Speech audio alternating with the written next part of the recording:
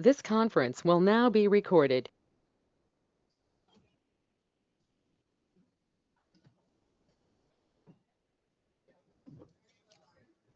Please stand for the prayer and the Pledge of Allegiance.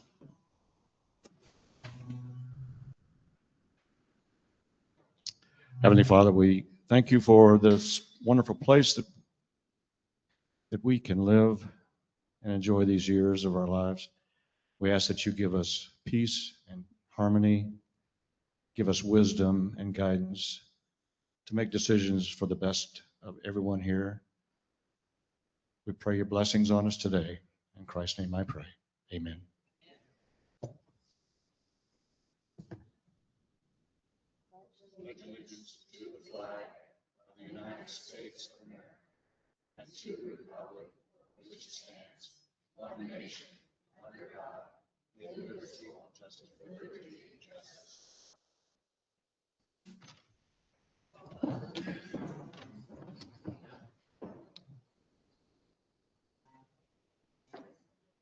The March 26, 2026 Happy Trails Community Association Board of Directors meeting is now called to order.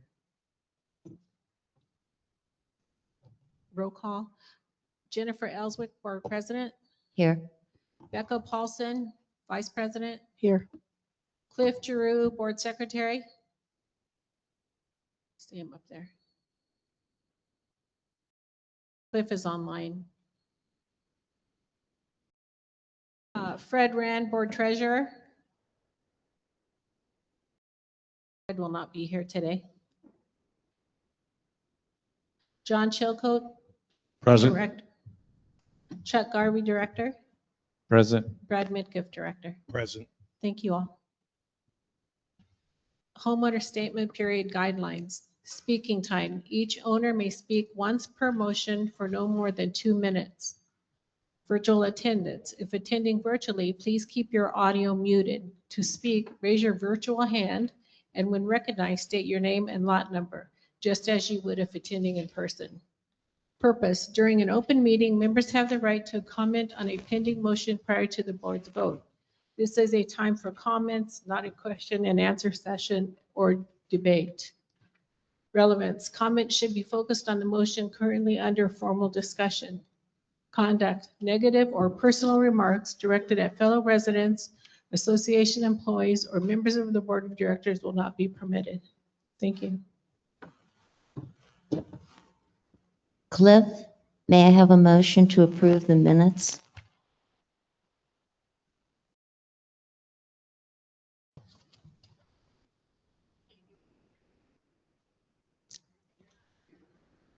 Cliff, we can't hear you.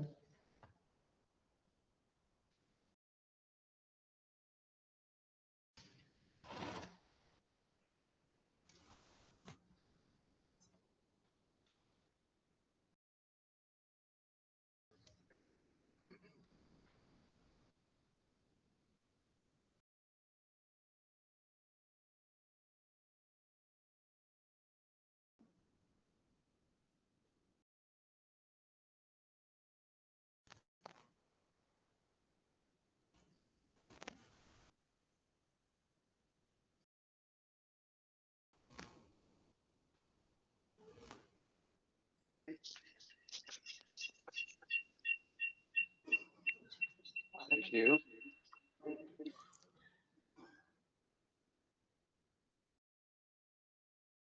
Cliff?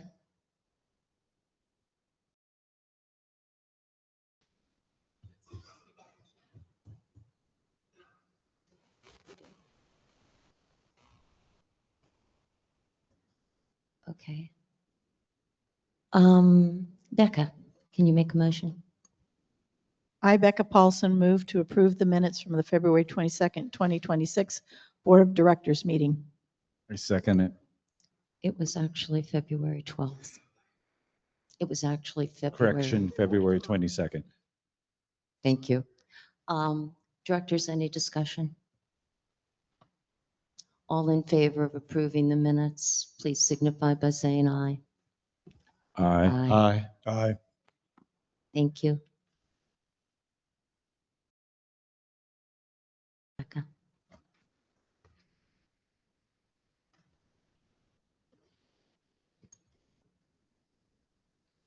I, Becca Paulson, move to accept the December 31st, 2025 and the January 31st, 2026 financial reports. I second it. Thank you. Directors, is there any discussion on the financials?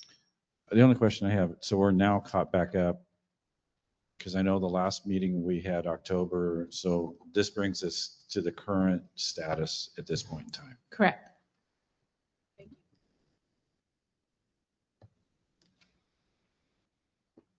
All approved, please signify by saying aye. Aye. Aye. Aye. Aye. Thank you. Chuck, I, Chuck Garvey, move to approve to ensure all 15-mile-an-hour speed limit signs located immediately upon the entrance of all neighborhoods are placed within 20 feet of an entrance, and purchase replacements of 15-mile-an-hour speed signs near the east pet gate. This would be a minimum cost paid out of operations. is there a second? Second. Directors, any discussion? I guess my only concern is just saying minimum cost. I would like to at least have something that says not to exceed, just so we have it on record. It does say not to I exceed know. He missed- $1,000. It says not to exceed 1,000. I guess mine has a different version, so thanks.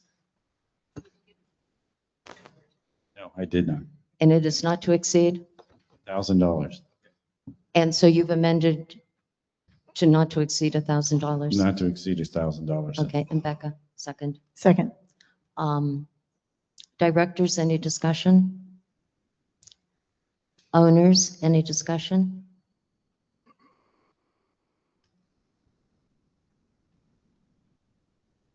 All in favor, please? Roll call.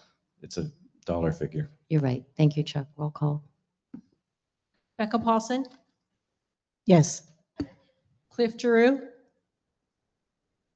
Where did he go?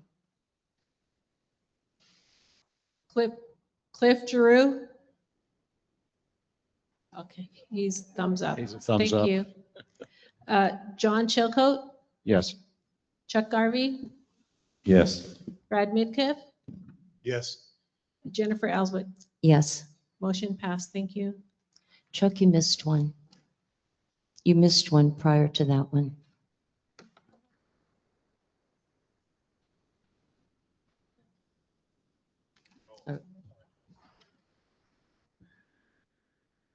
I, Chuck Garvey, move to approve updating. Oh, this is the one. Updating all signs leaving the neighborhoods onto Happy Trails and Roy Rogers at the intersection of Dale, Evans, and Mustang to meet specifications developed by the ad hoc meeting, the 24 by 24 engineer grade at no cost to exceed $1,000 to be paid out of operations. Is there a second? Directors, are there any questions about this? I'm trying to understand what the engineer grade signs are. I didn't see anything in the backup to indicate that.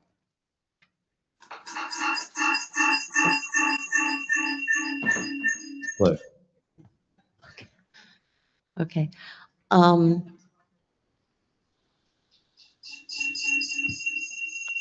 Barb Fugelberg, Lot 205, Chair of the Safety Committee. Part of the ad hoc safety committee that's got started, they did have input from the City of Surprise traffic folks that recommended that that be the standard size.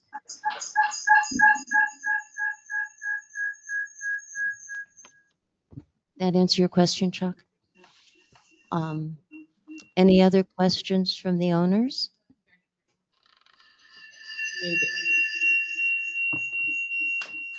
Any other questions from the owners? Any other questions from the owners? I'm speaking loud. Any other questions from the owners?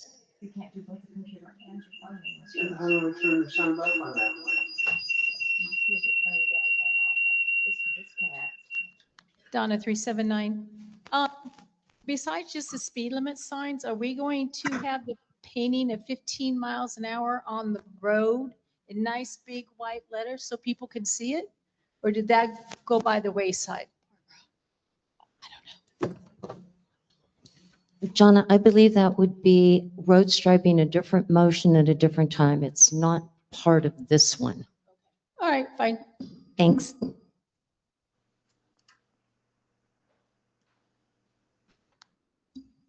Connie Faulkner, 590. I was wondering if these stop signs can be like the ones out on some of the other communities where they flash so that you can see them very well. Barb, I believe that the safety committee did look into flashing signs. If you could address that, please.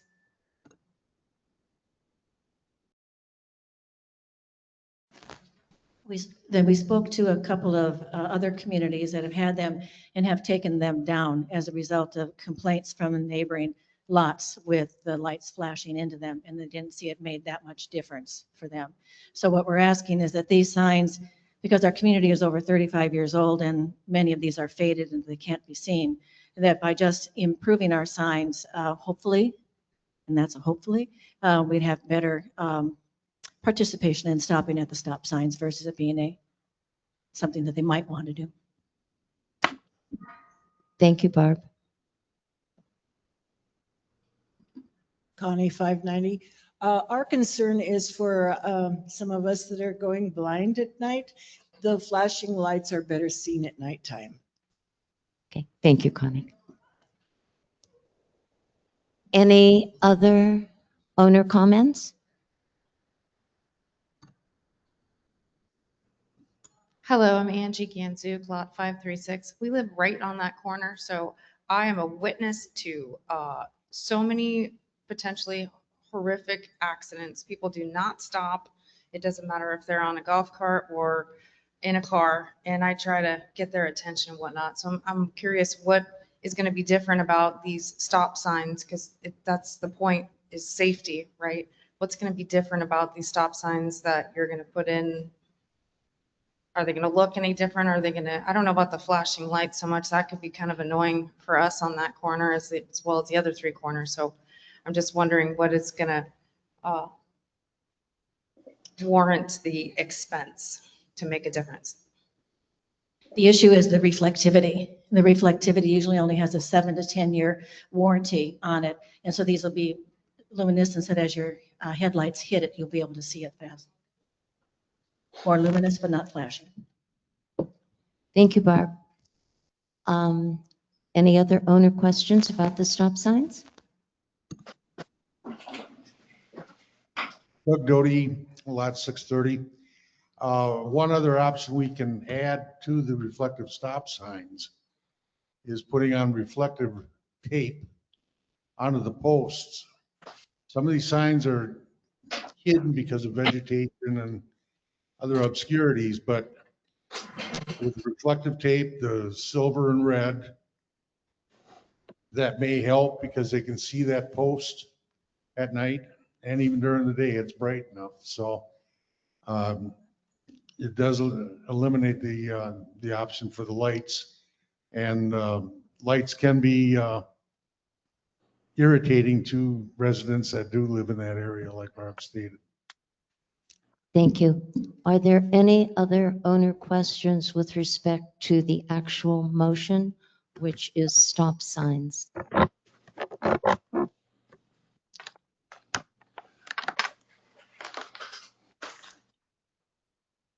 Call for the vote. Roll call vote. Becca Paulson, Yes. Cliff Giroux, Yes. there he is. John Chilcote, Yes. Chuck Garvey, No. Brad Midkiff, No. Yes. you said yes. Thank you. Jennifer Ellsworth, Yes. motion passes 5-1. Chuck? This is the radar. This is. This is number 3, Chuck. Chuck Harvey, move to approve the purchase of 2 solar-operated radar speed signs not to exceed $8,000 to be paid out of asset improvement funds. Is there a second? Second. Directors, questions? Yeah, my question is that if we do these, what's the repercussions for speeding through them that stop signs and speed limit signs aren't already doing? Barb, if you would like to perhaps stay up here because many of these questions might be the research that your committee has done. So we'll start with his question. Well, that's a very good question, Brad. There is debate as to whether things are effective or not, even within our committee. To be perfectly honest, some people felt it was a waste of money. But communities that have put in radar speed signs, these radar speed signs will actually collect data. And it won't collect data on whether you've been speeding or anyone's been speeding because it doesn't have that capability. But it will tell us the frequency that people are exceeding the speed limit, time of day that they're exceeding the speed limit, and we'll also have the ability to move them throughout the community because they're portable and they're solar powered. Having more data, and that's the key part to this, is being able to tell us where our areas are that are problematic, that possibly what we could then have is more enforcement at those locations and times. Does that make sense? How long before you get to that point? How much data are we talking about? And is it necessary to have 2 of them, or can we just buy one and move it around? We looked at the amount of data that we get is 24 hours a day, 7 days a week. And it is either on the iCloud for the first year that we get for free, or we can pay for it additionally to save it on the cloud, or we could just be done on an app on someone's phone for free. So we'll have that information, and the safety committee is committed to be looking at that information and communicating that to the board and the residents as to what the results are. As far as the numbers that should occur, should it just be 1 or should it be 2? We looked at 4 other communities similar to Happy Trails in Arizona who use these. And one of them being Road Haven, which has 1,000 lots, and they have 4 within their community. And we're asking for 2 to 1,000 lots. And all the other 3 communities, they all had twice as many, at least, than we're asking for. Yes, they can be relocated, but what you want is in an area long enough that you can really get enough data. And we feel that we'll have to work with Brad and his staff and others, and probably even the board, of identifying where those should be located initially, thinking initially at least one on Happy Trails Boulevard and maybe one on Roy Rogers. And as you know, right in front of your house, there's a little boy sign out there that Dale Evans is a speedway. So having at least, given the size of our community, we really feel that 2 is prudent, 4 would be better, but we're asking at least for 2 because we know we can move those around and we can get a fair amount of information. Sorry for another question, but after we decide, and we can decide if we can do any rule action as far as what they're doing, do we have the capability of getting license plate numbers with these? No, we do not. That would be an additional purchase of that. Is that just a software issue, or is that a whole new software? It's a whole new camera. So there are the issues with, let me pull up my notes here so I can, maybe it might sound like I really know what I'm talking about. The issue with the license plate readers, as you know, we're a private community. So the only license plates that we can look at and actually send that person a fine to would be those who are within our community, a resident and or a renter, or, for a visitor that's just coming in, say to go to Vendors Day or whatever, we would have their license plate number, but we wouldn't have their name, address, phone number, social security, blah, blah, all that sort of stuff. We're not able, because we're a private community, we're not able to access the Arizona Department of Transportation information. So we'd only be limited to those that we have. We also know that there are, we'd only be limited to our own. Secondly, if you do a little audit out on the in the parking lot right now at all the golf carts that are out there. The majority of them, number one, don't have a license plate, but those that are not street legal, most of those aren't even have a Happy Trails sticker on it that they've been registered with it. So we'd have to have a whole nother system in place for that. The third issue that we have is the issue of privacy. And most communities now, and using that, use license plate readers, there's statute in front of the Arizona state statute now to eliminate those because of privacy. Because not only will it get your picture, but your picture about 4 different times, and people feel that's an invasion of privacy. And it could, the City of Surprise does offer a service right now where you can register your, say, Ring doorbell with them and all the cameras. And we've talked about that briefly within the safety committee about maybe we could register our cameras with the City of Surprise. And so in the event that there was some criminal activity occurred, that the police department could have access to those cameras and hopefully get at things sooner. The problem with that is that the City of Surprise can get access to that information, but it's held by a company called Flock, F-L-O-C-K. I encourage everybody to Google that.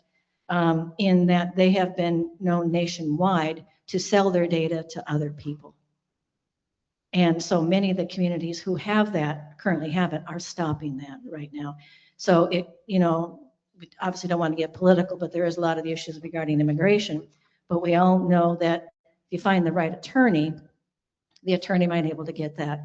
And God forbid, might not be maintaining your marital vows, and she's got a better attorney than you do. So we're not looking at that license plate reader stuff until the whole issue of privacy is solved. If in fact we plan on doing that, what is the adder to have that capability now instead of buying a whole new machine? Well, the system that you would purchase would be called Guardian Pro, and it is sold through the same company that we're recommending. Others have that same thing too, but those don't flash, "This is your speed, sweetheart," and ask you to slow down. Those just collect your license plate. So they're in essence, 2 different systems. And what they have found with the radar speed signs, the data they tell us, we'll find out whether that's true or not. The data they tell us is that just driving along and seeing the sign says you're exceeding the speed limit, most people will slow down. And they've seen an 80% reduction in speeding. And as I've said in the note to you, if we remember, because I'm sure you've all read the long range planning survey, and it is on page 6 there, they do say that this is the residents in regards to speeding is a #1 issue. They would like for the resident to be able to be fined, but until we can get this whole privacy issue, we can't get at that. So this is the first step enabling to do that. Directors, any other questions? Owners, do we have any questions about the speed signs?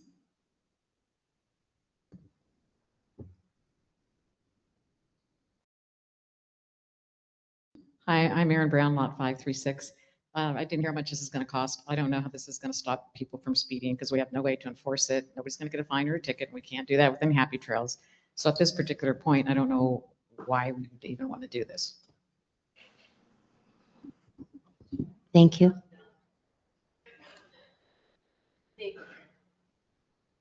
The theory is that the average person who has some feelings about doing the right thing, once they notice that they're exceeding the speed limit, they actually will slow down. I noticed that myself. I do have a golf cart that tells me my speed limit. Oops, every once in a while I'm going 24 down the road. And then I remind myself I need to slow down.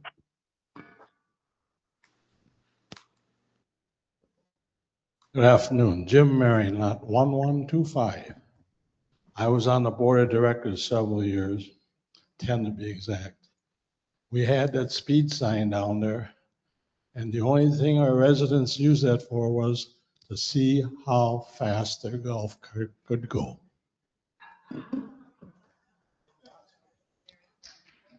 Thank you, Jim. Do we have any other owner comments on the speed signs? Jackie Adamson, Lot 528. I also live near the corner of Mustang and Dale Evans. And I watch people just, they take it as a, well, they don't even take it as a suggestion. So there's no stopping, hopefully larger signs. Self-regulation with the speed limit signs. I don't have a speedometer in my golf cart. And so I would appreciate that. That helps me know how far that pedal's going to go at whatever limit I'm supposed to be driving. And we do need to take responsibility, see that sign and self-regulate. We cannot force anyone to make behavioral changes. You have to do it yourself. Thank you, Jackie. Terry Walters, Lot 497. I just want to address, we seem to be taking a lot of money out of the asset improvement fee, and that is basically for long-term assets, not for something just to nickel and dime with. So I'd just like to caution that anything under 7,500 today now is taken out of operating, and that something taken out of asset should be able to have a reserve designation for future use. Thank you. Thank you. Any other owner questions? I will call for the vote. The only other question I have is that it shows that the solar powered is optional. Are we picking that up, or are we using just regular batteries? No, the recommendation is that we go with the solar powered. Anyone else? Call for the vote. Okay, roll call vote. Becca Paulson, Yes. Cliff Giroux, Yes. John Chilcote, Yes. Chuck Garvey, No. Brad Midkiff, No. Jennifer Elswick. Yes. Motion passes 4-2. Thank you. Cliff, you are up for new business item number 4. Let me scroll down to it here.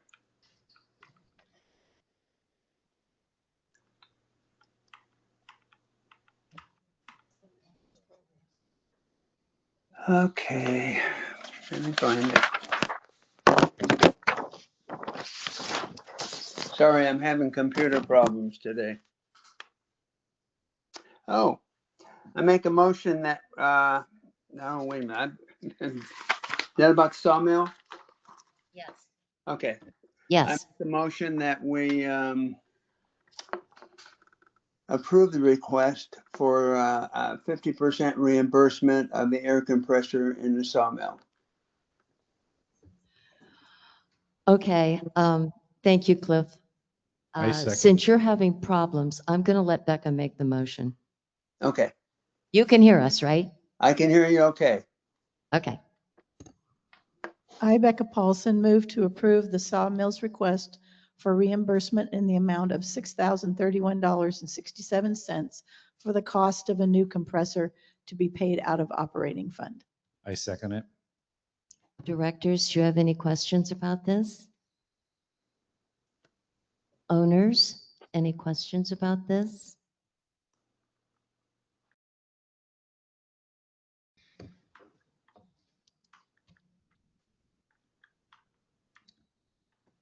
Steve Funk, lot 1600. I'm also the president of the sawmill, and I'm not sure how this vote will go, but if it does go through, I want to thank you, the board, for its support.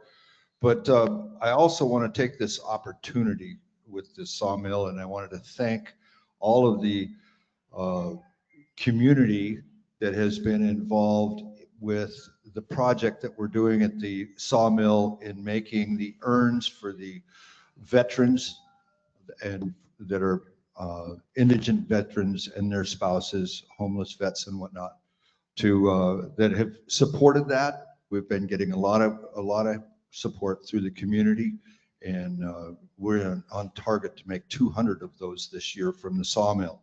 I just want to thank everybody from the various clubs that have donated to that project as well. And I just feel it's been a really wonderful opportunity for the whole community to get involved in something that we can all support.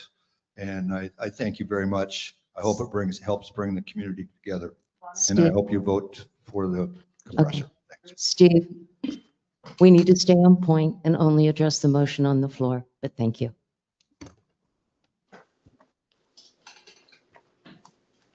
Anything else? Let's call for the vote.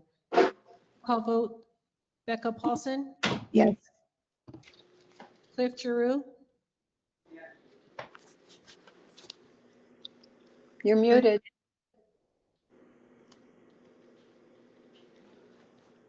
can't hear him. And I can't see you, so I don't know if you're waving your hand. So I'm going to move on until you can get answered. John Chilcote, Yes. Chuck Garvey, Yes. Brad Midkiff, Yes. Jennifer Elswick, Yes. Cliff Giroux. Yes. Thank you. Motion passes. Becca?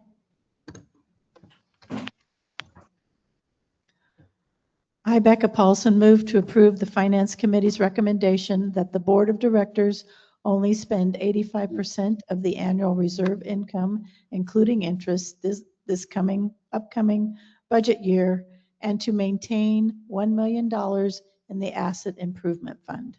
I second it. Directors, is there discussion on this? I can address at least the 85%. We do need to build our reserve fund. We're funded at 50%. The committee had a discussion about where we would be comfortable, and we'd like to see us at least at 70%. A little higher would be better, but until we get there, we would like to control expenditures so we can add to that fund. The asset improvement, I think we just basically decided $1 million. It's our ace in the hole, and we really need to keep at least $1 million in that fund. Owners?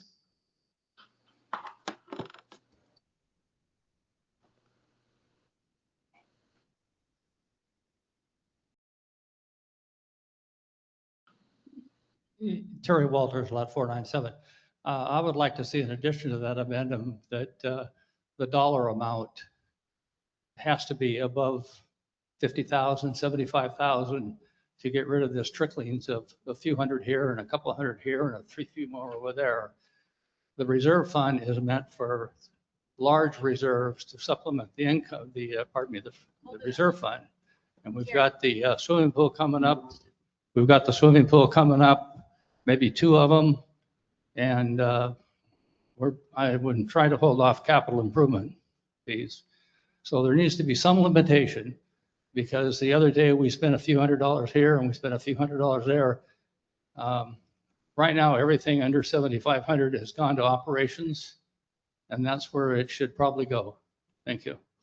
Thank you. I know that the Finance Committee is actively working. Angie?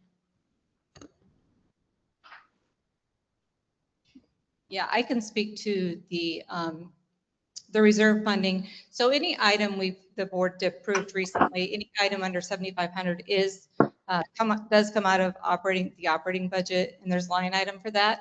So when you look at the new budget, there'll be a line item for reserves. Those are the smaller reserves. So anything under 7,500 would come out of the operating budget. Asset Improvement Fund, I did look to see what's come out of it this year. I just had the report with me. So we've taken $2,500 out of the Asset Improvement Fund this year. So there hasn't, this fiscal year, so there haven't been any significant items taken out of there.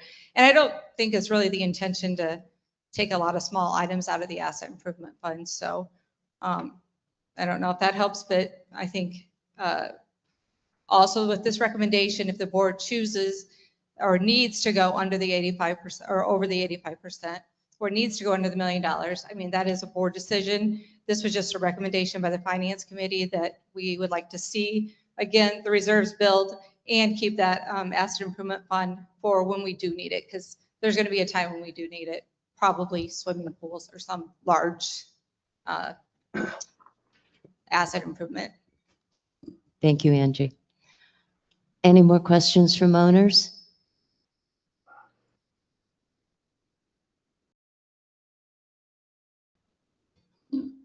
Brian Souders, Lost 38. I remember a reserve study that was done a few years ago, and they said a healthy board or a healthy association would have a minimum of 45%. And now I guess we're close to 50%. Has there been a recent study released that's referring to this percentage you're referring to? Yes, we do have a current report that's right at 50%. It gives us a fair rating. We would like to be a little above fair. Thank you. Any other questions from owners? I'm going to do a roll call because there's money involved. Becca Paulson, Yes. Cliff Drew, Yes. John Chilcote, Yes. Chuck Garvey, Yes. Brad Midkiff, Yes. Jennifer Ellswick. Yes. Motion passes. Thank you.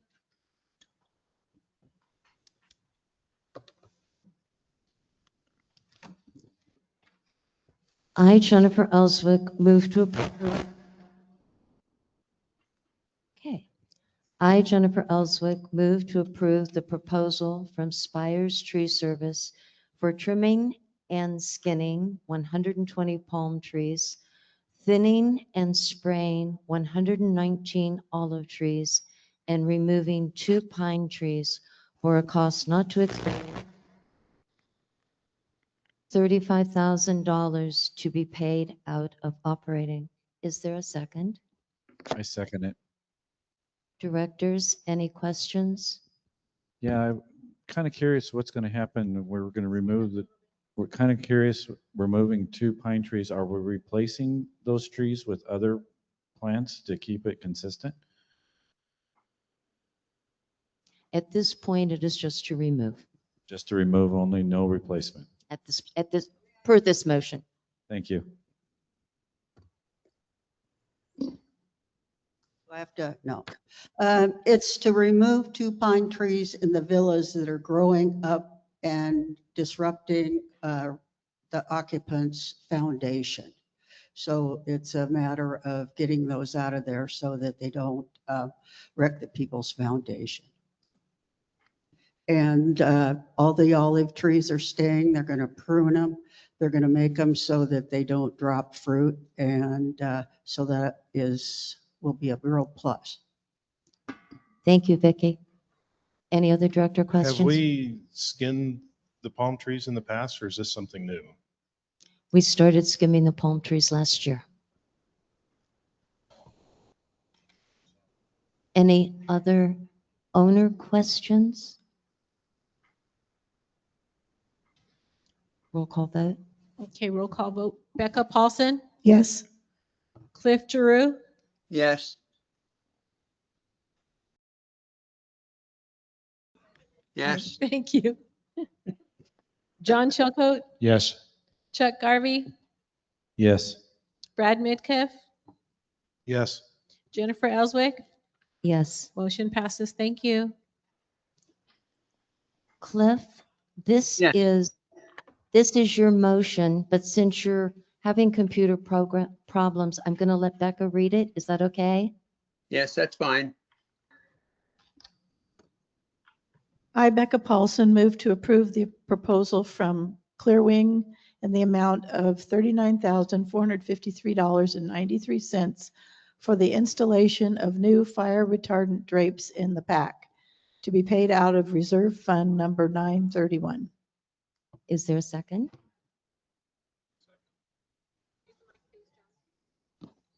I second.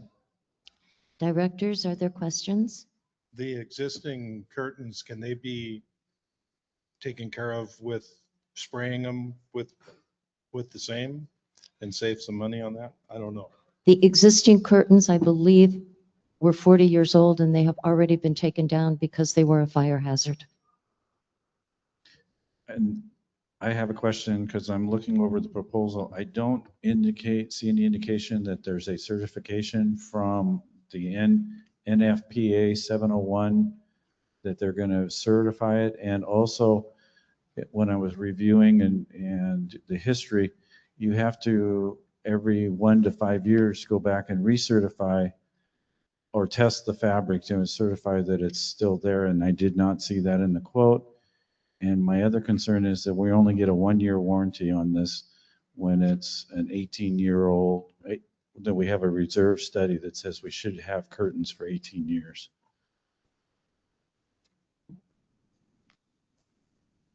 BG&M, do you have any additional information on this?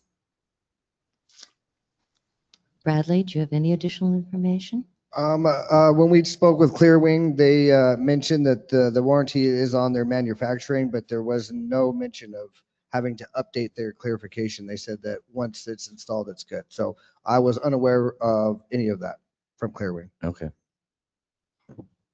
I will state that the fire marshal did come out and say that those curtains could not stay up because they were fire retardant. Bradley, I thought we had gotten a price of around 10,000 on that last year. I'm gonna say that again. What? I say, I thought we had gotten the price on that last year, or, back in 2025, that it was around 10,000.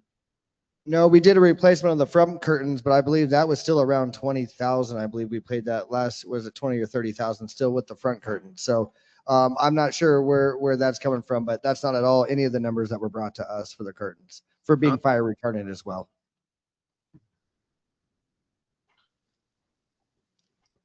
Directors, any other questions? Owners, any questions?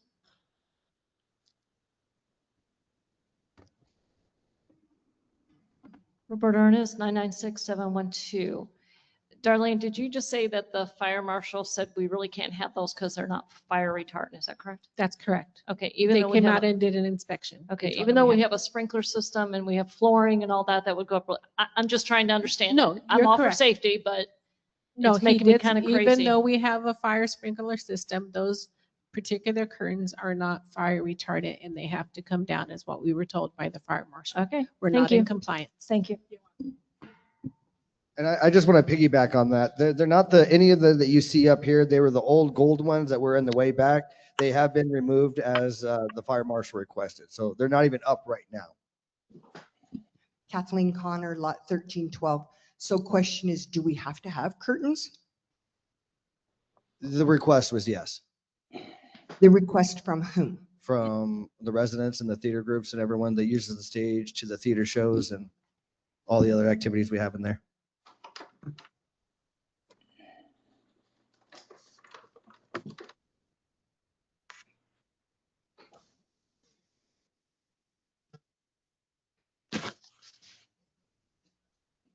Angie Ganzuk, lot 536. Have you gotten multiple bids or other alternatives to that type of fabric that could be a lot less expensive? Because 10,000 and 30-something thousand is a big, big difference. Yeah, we did get other bids. I didn't see one that said 10,000.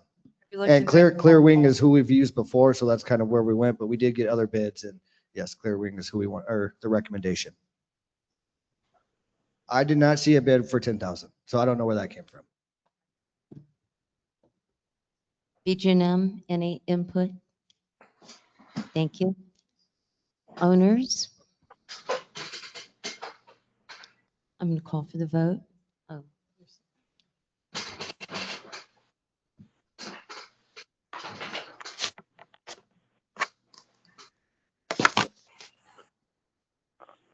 Michelle Stoltz, lot 444. I attended the show this year by the theater company. I didn't see anything wrong with it. I didn't see where there was a problem with not having curtains somewhere. Is there anyone from the theater group that could come up and speak as to why we need another set of curtains up here right now? Because I didn't see any problem with that show this year.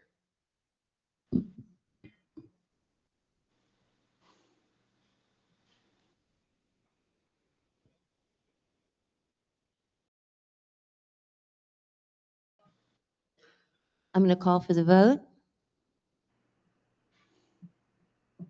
Roll call vote. Becca Paulson, Yes. Cliff Drew, Yes. John Chilcote, Yes. Chuck Garvey, No.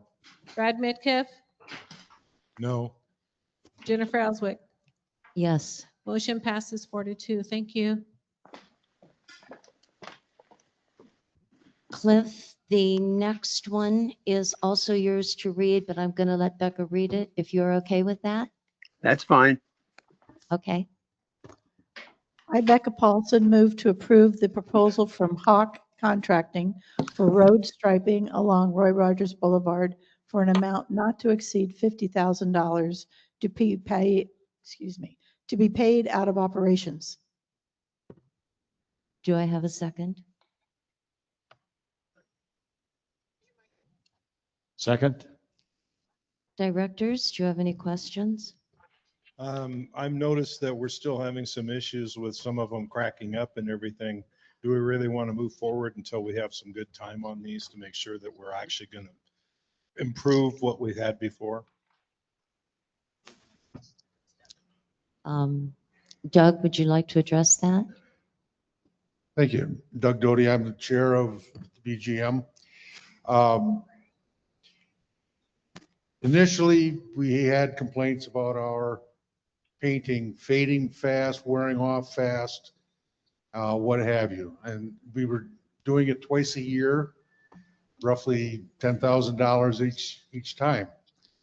And I've been experienced with some of this in my past construction experiences. This is basically one of the best products that we can have. Yes, it cracks. And with the type of streets we have in here or any place else, we get expansion and contraction.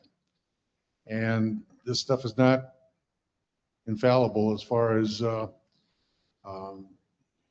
cracks go. Yes, it's going to peel. And we have a 7-year warranty with this. And they have actually improved. They have a better product than what we initially laid down in the phase 1. Still, there are some that are still working up. I noticed one today. But I've questioned the cracks, and it will crack, and moisture is not on our side no matter what we do. They look discolored. They aren't faded. They're just dirty. Once we get another rain or a way of washing them off, yeah, it's just like anything else. It'll turn mostly white again. So with the type of traffic we have, I'm going to compare this with Bell Road. Bell Road has thermoplast. And some of that is cracked. Nature of the beast. Some of it does wear off, depending on the traffic, but we don't get the traffic type or amount that we do on Bell Road in here. And it will hold up. And instead of doing it every year, we can maybe wait for 10 plus years. So it's a 90 mil product instead of just a spray paint. And so that's why we spoke about this at BGM and decided that we would go with this. And they gave us a good price for the entire project, but electing to go with with 3 different phases, price has gone up a little bit. And it will. This day and age, it's just the way it is. We try to be as conservative as we can, and that's why we're going with a better product. Nothing's perfect. Things age. We can attest to that. I'm not as good as I was when I was 20 years old. So that's why we came to the decision using the thermoplast. And a lot of communities do use this. A lot of communities decide, well, we're just going to paint every year. To get more bang out of our buck, we're going with this because it does last much longer. Before you leave, what is the warranty involved? Is it 7 years they come out and replace whatever breaks up for 7 years, or prorated, or how's that work? It is a 7-year full warranty, if I'm not mistaken. And they have already come out and replaced some of it once. And they're willing to work with us and keep that warranty honest. So, and like I said, from the initial to where they came back and patched, the newer product is somewhat better and easier for them to apply. So, but heat, moisture, it all contributes to some of the failure of everything, as we know. Thank you, Doug. Directors, anything else? Owners?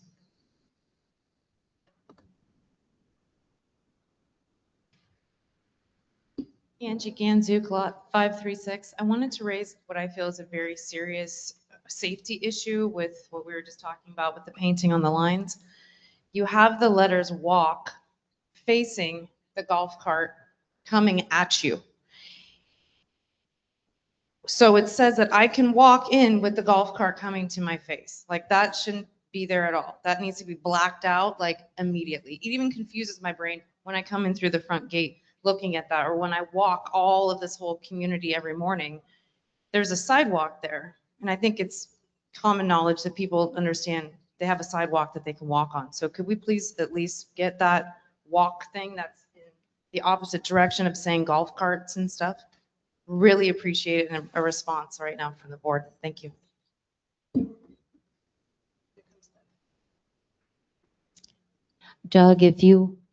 Doug, during this conversation, if you would like to stay up here, that might save you the walk.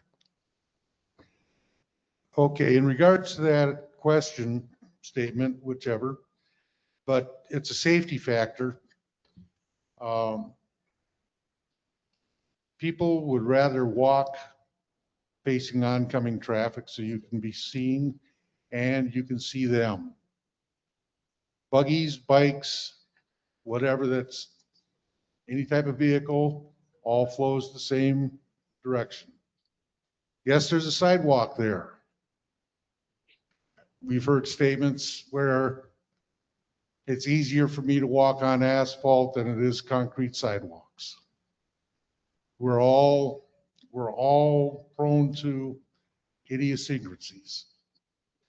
How they're sloped and whatnot, that's the way they were made when we were established. Now, the ones that were going to be we used out here on Roy Rogers, we're going to widen that. Where you saw the white stripe, that's going to be the walkway now. Because there is no sidewalk there. This is easier to accomplish that task by putting it in there like this. We're going to do it on both sides of Roy Rogers. And we're looking out for the pedestrians and the requests that you folks have asked in the past. We're trying to accommodate whatever we can. We can't please everybody, as you well know, because if you can, come on up here and take my place. Okay, thank you, Doug. We appreciate it. Are there any other owner comments? I'm going to call for the vote. Oh.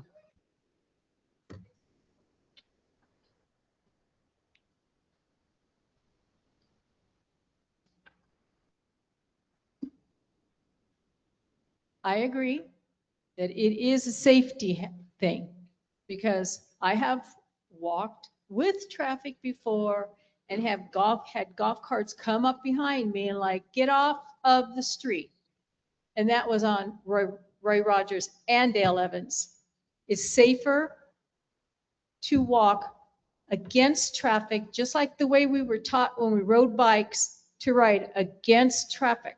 Well, at least I was when I was young. And it is safer. Also, my doctor told me I should not be walking on concrete. Asphalt is better. So that's why walk against traffic. So that's just my opinion. Thank you, Donna. Anything else? Roll call vote, please. Becca Paulson, Yes.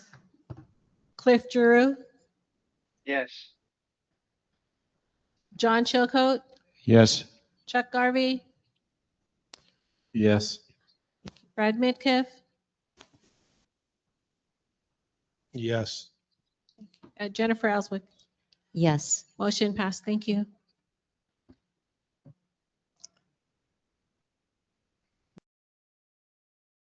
The next agenda item that we have is to provide direction to BG&M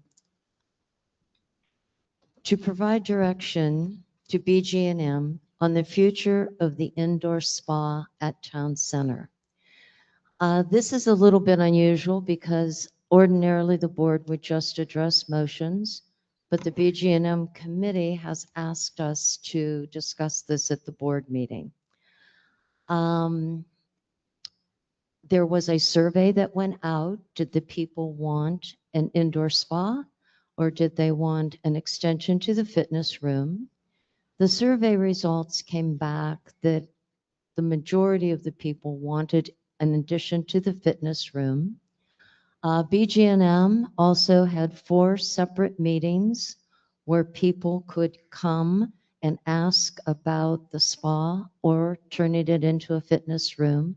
And at those 4 meetings, 17 people attended.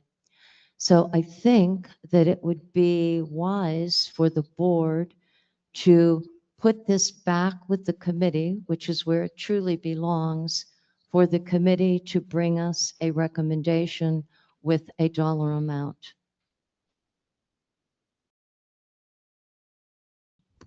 I second it. I agree. I agree. I agree. I agree. I agree. Okay, thank you, everyone. Since it wasn't a motion, it's just a, thank you. Next, Cliff? I think there's some clarifying that we want to do on that motion.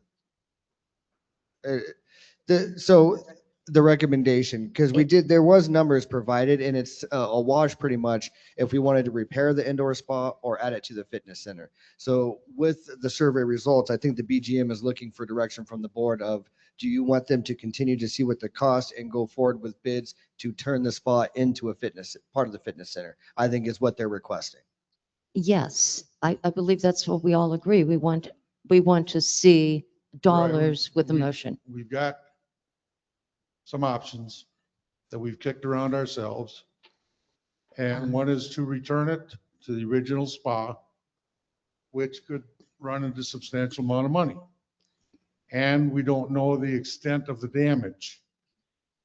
And with the tree root system that infiltrated this water lines, we could be tearing up way back into where the pumps are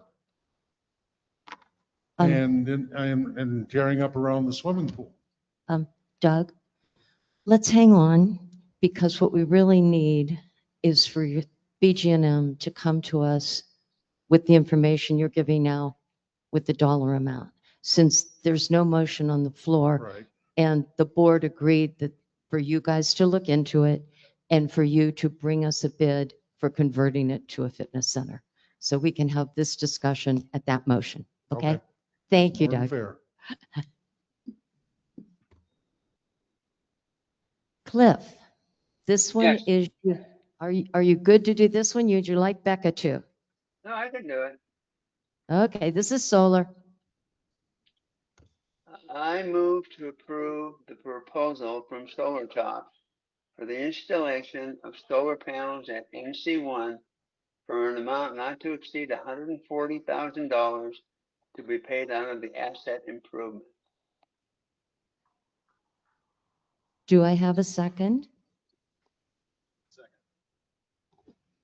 Second? Directors?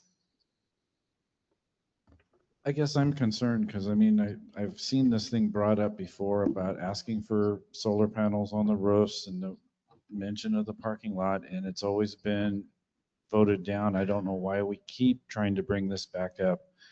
I don't see the return. I read the returns and this kind of stuff, and in 25 years, I don't even know if the NC1 is, without major remodeling, is going to be up and standing without some kind of remodel. And when I looked at the reserve, I mean, the roof is, I mean, that's a nice roof. I just don't want to see holes in it and change the reserve study by reducing it by having additional information or additional holes in the roof at this point in time. I think there are some other considerations here also with solar panels. The first one is that it is not part of the long-range plan. It was never part of the focus groups, and in any conversations from owners have not brought to the board that they would like to see solar panels. So we have to consider that fact, that it has never come that way. The additional part of solar panels, from my perspective, is that once we put them up, if we agree to put them up, if we vote to put them up, then they need maintained, then they get moved to the reserve list because they are an asset that requires maintenance. In addition to that, in order for them to be fully effective, they need to be washed. And the recommendation is that they be washed every other month. You can go quarterly washing them, but the recommendation from the solar panel companies for them to function 100% is every other month. And then, of course, there's my favorite, if you will. You have to put up bird guard or pigeon guard because the pigeons will nest under the solar panels and they create a major mess. Any directors? I just don't think, it has never been a priority of any board that I've ever been around. It's never been a priority of our residents. And I don't think we really should look at that at this point in time. I agree. Do the owners have anything? I would just like to add one thing. I did speak to Doug Doty, who's the chair of the BGM, on Saturday. And Doug said that this is something that has been in their committee for over and over and over. And I believe that part of the objective was to get this before the board for a vote to get it out of committee. And I see Doug shaking his head, yes. So let's call for a roll call vote. Becca Paulson, No. Cliff Drew, No. John Chilcote, No. Chuck Garvey, No. Brad Midkiff, No. Jennifer Ellswick. No. Motion failed. Thank you.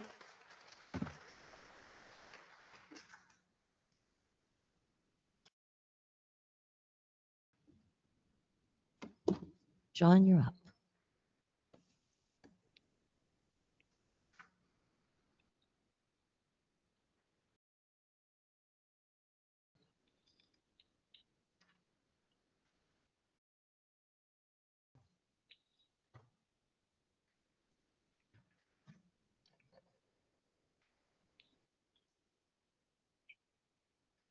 I, John Chilcote, move to approve the creation of an ad hoc committee to review the trash and recycling and appoint Becky Wells as a committee chair of that ad hoc committee.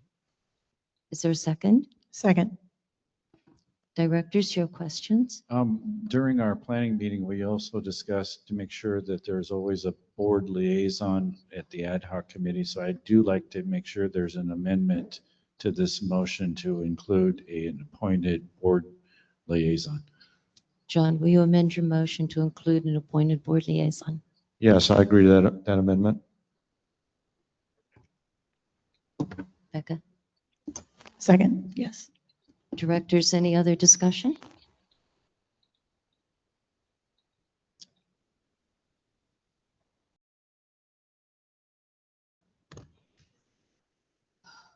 Donna, 379.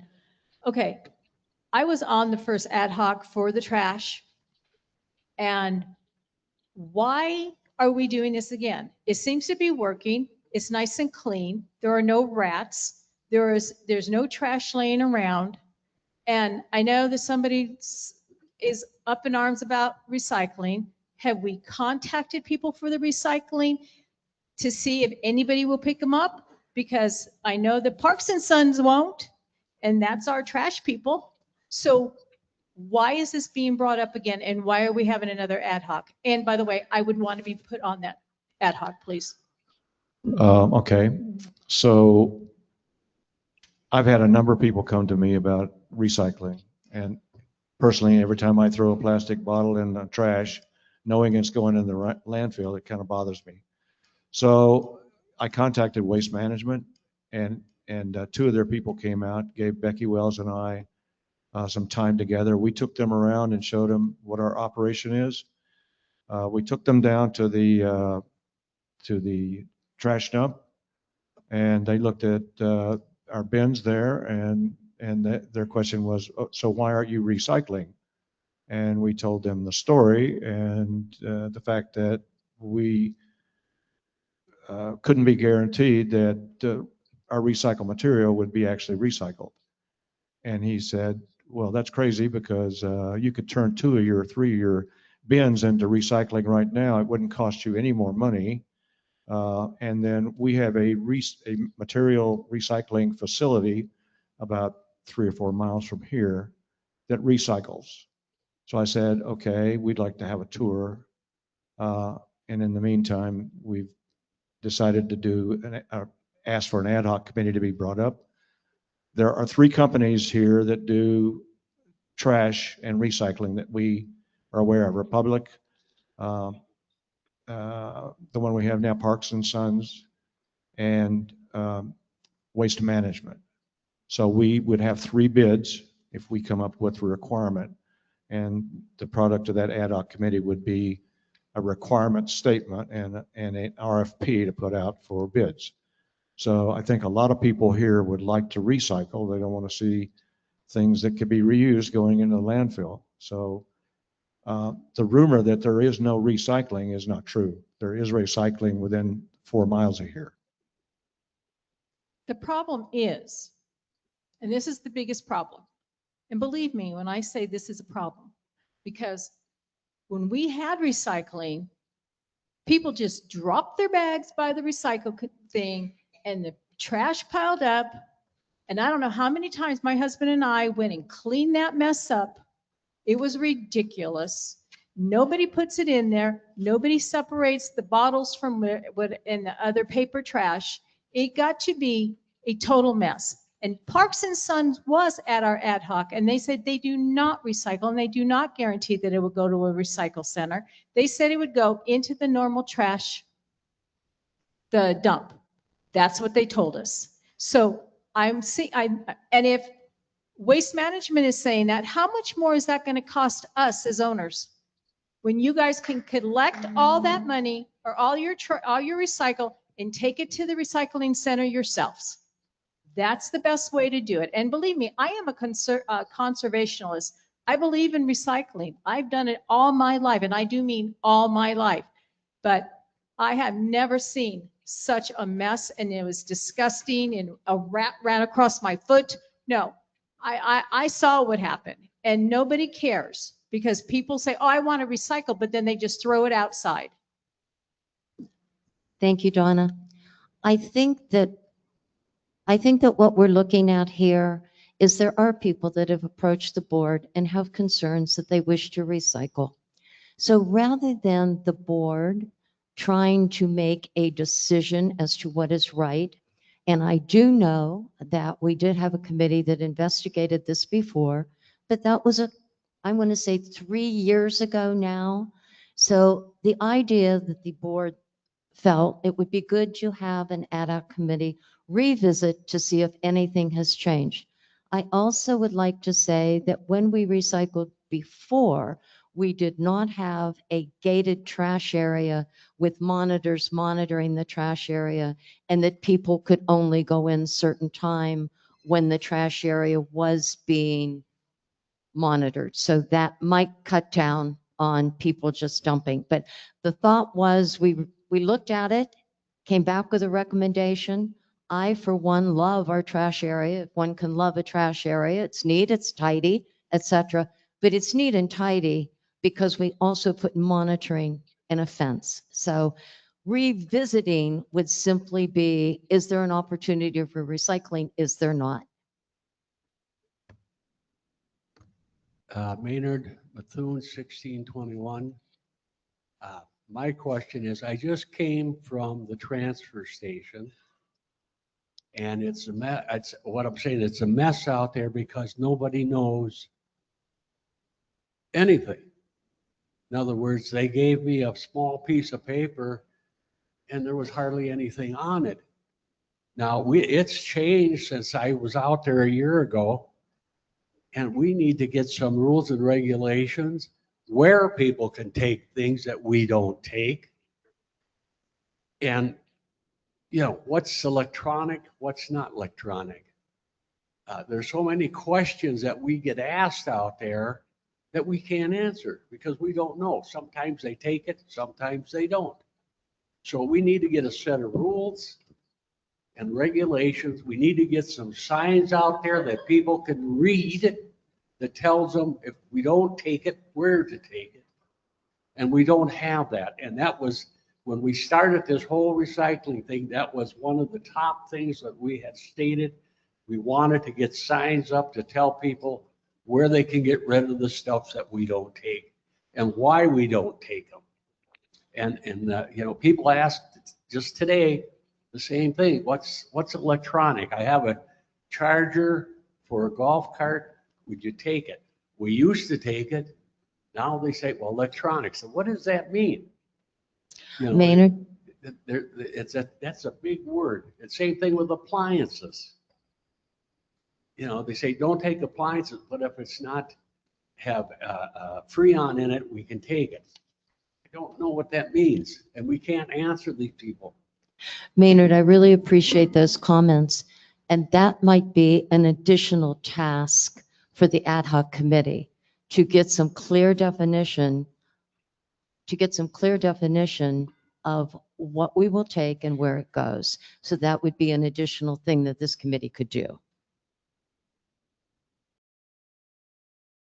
I lost my train of thought. Paul Gravelin, 1664.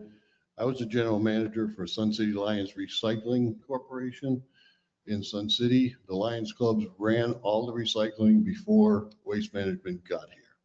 We had a Snowflake mill up in Snowflake, paper mill, corrugated and paper. All the Sun City Lions clubs had club members running the bins behind the Safeways. They took corrugated and paper, and that was it. The aluminum cans were done by Kiwanis Club. They're still done by Kiwanis Club. That's where the money is. Okay. My suggestion is, I mean, you can have an ad hoc committee to do more information into it. I can give a lot more information about it. But Waste Management is going to come in. They put Sun City Lions Recycling out of business because one thing was they couldn't get the volunteers. The clubs, you know, there was 10 Sun City Lions clubs. The Sun City West was involved in it. Sun City Grand didn't want to be involved in it. They did just do aluminum cans. There is no money in it. It's going to cost you money and volunteers. So my recommendation, if you want to have an ad hoc committee, that's fine. You're going to come to the same resolution, I think. My suggestion, if somebody wants to start a club, they're so involved in recycling, let them get a club together, let them get the volunteers.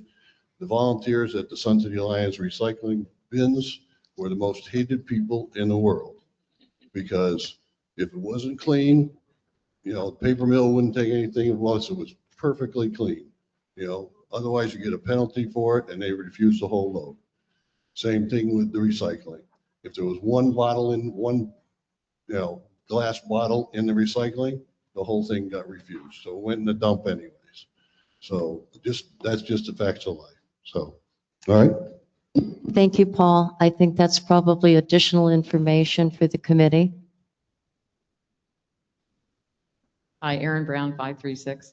Yeah, a few years ago, probably like you mentioned, 3, we had this whole thing going and we decided we weren't going to do recycling. They didn't make any money taking it and they were going to charge us a few $100,000 extra to do it. And we decided not to do recycling. Now, if somebody wants a list, what we take and don't take, fine. Let somebody make a list. Thank you. Maynard, this is your second time up, so please. It's bad, but please be quick. Are you okay? Okay. Thank you, Maynard. Any other, I'd like to make a quick comment is that this is only fact finding. There's no changes going to be made until we find out, because we've got a lot of people that have got different ideas. So this way here, we get a chance to take a look at our waste, our costs, and everything else to get competitive pricing and find out exactly what's going to happen instead of assuming that it's not going to go or is going to go. So it's just strictly fact finding, no money involved. Thank you, Brad. As Brad said, this is simply the formation of a committee to gather information, considering that the information that we are currently operating off is 3 years old, and things do change in a 3-year period. So, directors, all in favor of having an ad hoc committee with Becky Wells as the committee chair and for an appointed board liaison, please signify by saying aye. Aye. Aye. Aye.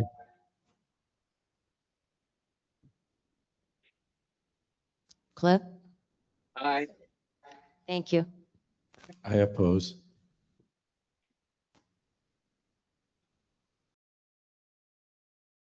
Becca?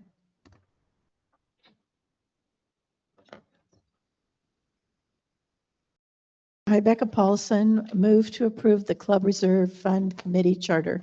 I second it. Directors, are there any questions about the charter?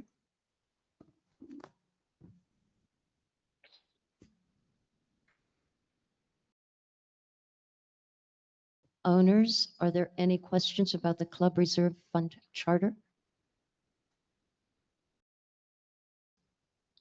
I will call for a vote. All in favor of approving the Club Reserve Fund charter, please signify by saying aye. Aye. Aye. Aye. Aye.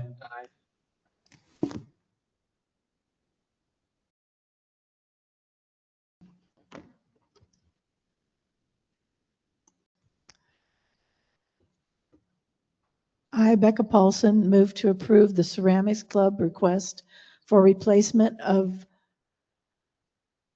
a new kiln in the amount of $5,531.84, $2,898.88 to be paid out of Club Reserve funds, and the balance of $2,632.96 to be paid from Ceramic Club funds. I second it. Thank you, directors. Directors, any questions about this? Is this pricing still valid? Because I understand this was under a tight schedule to approve and to order before a certain date.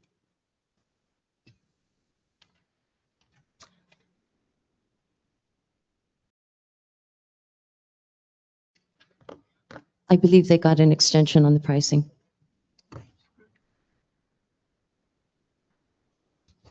Maggie Weekly, president of Ceramics Club and Lot 956 owner.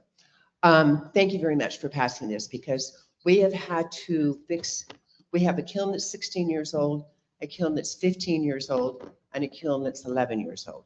So the kiln that's 16 years old has been failing on us this year. That means the product that we put into it fails. And we've had Dean from Marjan's come out and fix it for us at the price of a little bit less than $200 each time. I was with him the last time. He took it apart. He showed me all the wires, and he said, this is not going to last much longer. So that's the one that we're talking about. We have a reserve right now of $6,054.85. So if we take out the amount that you're proposing for us to pay, that will leave our reserve very low. We can build that up. It just takes time to build that up. But we're thinking that our next kiln is going to be going out on us sooner than later too.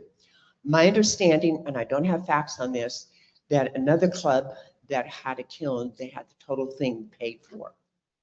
And so I would like to ask for that, but I know that we don't want to restart this whole process again. So if we don't get that, I understand. We have a kiln in reserve for Mahjong's, and if we don't pass this today, they'll have to get us another kiln. It will probably cost us another $1,000. But Dean has graciously held that kiln for us until today, till this got passed. So I just want everyone to know that. Thank you. Thank you. Any other questions, directors? Roll call vote, Darlene? Becca Paulson, Yes. Cliff Giroux, Yes. John Chilcote, Yes. Chuck Garvey, Yes. Brad Midkiff, Yes. Jennifer Elswick. Yes. Motion passes. Thank you.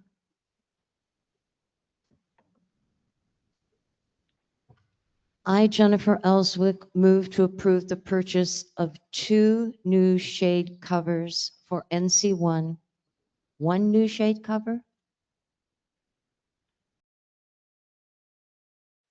2 new shade covers for NC1 at a cost not to exceed $30,000 to be paid out of asset improvement. Is there a second? Second. Questions, directors? So make sure I'm understanding this, because the motion doesn't show for 2, it just shows for a new shade structure. So is it 1 or actually 2? It is 2. So, and this is not permanent structure, this is something that's movable and by any resident, or how's that going to work? Because it looked like it was a fairly heavy base that somebody else is going to have to move that thing around versus having it a permanent structure, correct?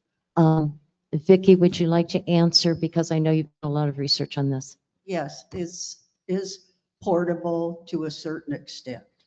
It won't be moved by just one person or 2 people pushing it. It has a base that is aluminum and you fill it with water. The total weight will be about 700 plus pounds once you put the water in it. So with this bid, they're also sending somebody out to set it up, to show our maintenance people how to take it down, move it to the desired location. The reason why we chose these was because NC1 has a real significant problem there. They have people that want shade during the summer. And we talked with 3 different shade sail companies. And if we put a shade at the one end, it would shade it for the winter people. And putting it at the other end would absolutely do no good because of the way the sun sets. So this is the solution we came up with so we could appease everybody in the resort. They're a very good quality product. They're mostly made, the base of is aluminum and the upper part is aluminum, which can collapse down if they think that there's going to be like a hurricane. These are wind rated up to over 100-mile-an-hour gusts. And so the reason this is really a unique situation and a unique shade sail that we think will cause, well, so that it will appease both the winter people and the summer people. And I know a question had been asked about the weight of it sitting on the pool deck. It actually won't sit on the pool deck. It'll sit like in the garden, and in the other end, it'll be also in the garden area. So we won't be worried about the pool deck. Some people might ask why we didn't go to the town center pool first because that was number one priority on the long-range planning. Well, we did go there and we do have plans in place, also a landscape plan, but we can't move forward on that until we figure out what's going to happen with the town center pool. So once we figure out whether it's coming or going, then we can implement our shade sales for the town center pool. So, any other questions? Yeah, I mean, why can't we just have the standard shade, umbrellas that we normally do, like here at Town Center, the shuffleboard, similar to the shuffleboard? So everybody can make individual choices when they're there, where they want to put the shades when they're there during the, I'm there in the summer and the sun moves all the time. So I move, when we used to have them there, I just would move it closer to the pool or do whatever I needed to provide the shade and have multiple ones instead of just two great big ones. Right now, we have one umbrella that works down at NC1, and we got another one that partially works for a better thing.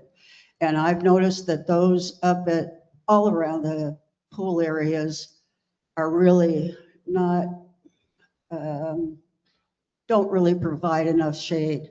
At the NC1, the people wanted shade for in the pool because it's so hot during the summer that this could be moved so they could have shade in the pool area. Where a lot of the other shade sales that we were going to implement, like at NC1, NC2, and Town Center, the people want shade in the pool because of melanoma. And we've been asked, you can't really do that with the little red shades umbrellas. Those are really insignificant as far as wanting any kind of shade. I have a question. Who's going to be installing these? Because this price does not include installation. It includes the person to be here and instruct. So who will be setting this up and who is going to be moving it? And then also the other question I have is, red in the sun turns pink after a couple of years. So These are guaranteed for at least 10 years for warranty and for lasting that long. The cost initially to replace them at this time for both of them would be $3,000, say, if you had to replace them.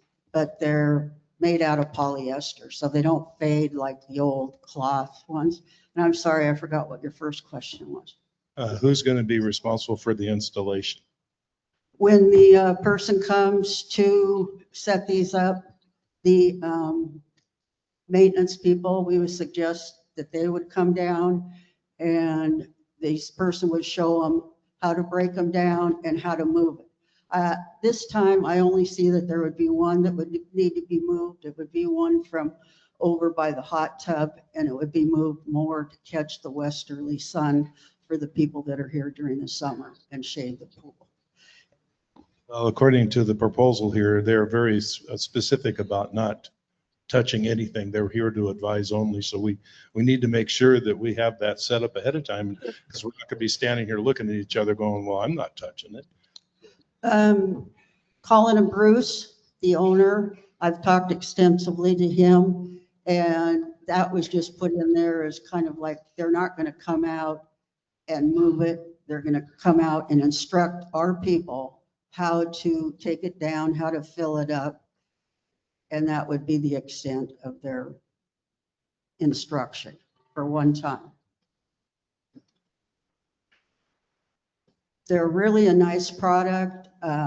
They're a local company. They're out of Tucson. They've been there for over 40 years. They have shade sales that they've done that are down at the Tangier outlet that have been there for like 15 years.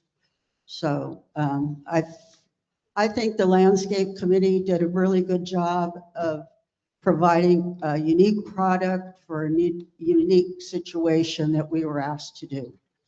Because I know I've had people come to our meetings and ask, the NC1 pool has no shade. They cut down that tree and now they have absolutely no shade down there. Thank you, Vicki. I would also like to point out that shade sales were one of the #1 items right behind speeding on the long-range survey. People wanted shade sales.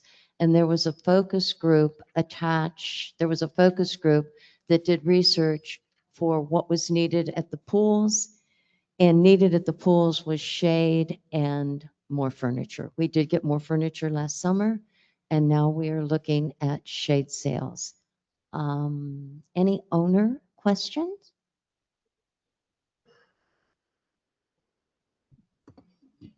Brian Souders, Lot 38. I think something like this is not going to fit very well in that NC1 pool area. It's a very small area, and I don't think it'll be appealing. I'd suggest to continue with the umbrellas, large bases that have rollers on them that you can move anywhere you want it. But something this large, I'm not for that. Thank you.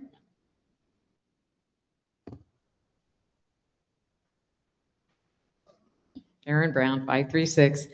I think this should be set aside because I think we have a big project with the town center pool that we're going to want to do, and they're talking about shades for that. I don't think we need to experiment with NC1.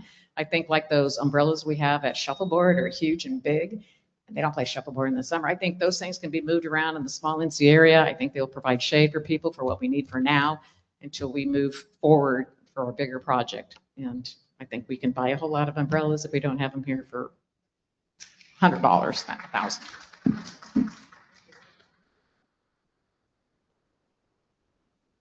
Marie Beshan, Lot 900. One of the things that you're losing sight of when you talk about the smaller shade sails that can move around is you're only thinking about the people who are sitting on the outside of the pool and want a little bit of shade. One of the things that I have heard repeatedly for years are the people who are sun sensitive, who want to swim in our pools and cannot because there is no shade over the pools. The nice thing about these umbrellas that Vicki had, and unfortunately we don't have a picture to show you, is that it can lean over to the pool so that people who are sun sensitive can actually get inside the pool and swim. Thank you, Marie.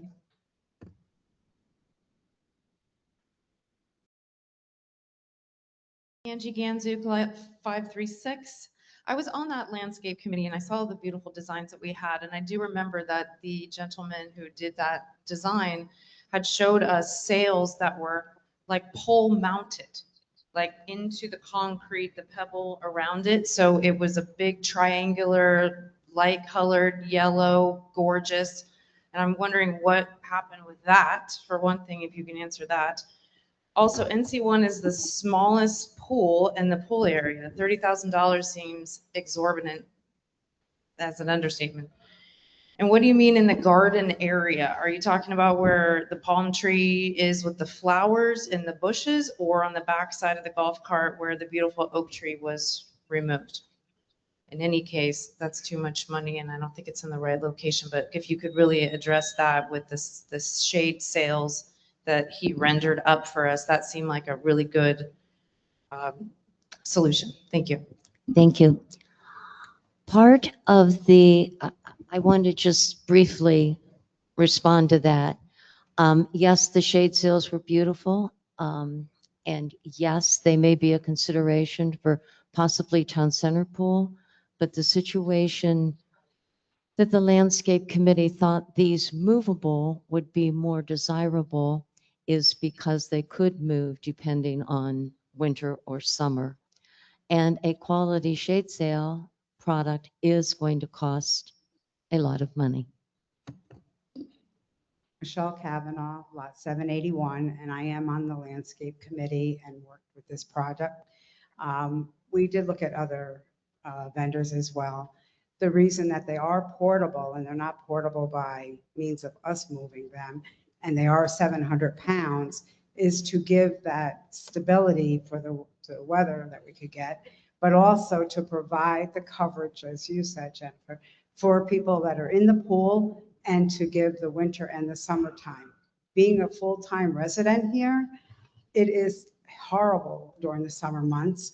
And we went around and met people that were at the pool prior to presenting it at the landscape committee. And I say we, Vicki and I, and they were all like, oh, great, we can have some coverage for while we're here, the winter people. But I'm here when the summertime people are out here and try to step out and go into that pool. It's miserable. So we're trying to appease both, but give a good quality, and that the projection out over the pool, and it affords more stability than those umbrellas that are over the tables, which in a storm you have to be careful with, that they don't go flying. So that's why we picked what we did. And the color red, the warranty, red is not my favorite color. I would have liked the teal, but it matches what we currently have, and it's keeping in line with everything else to make it look aesthetically nice, providing a service and good quality. Thank you. Thank you, Michelle.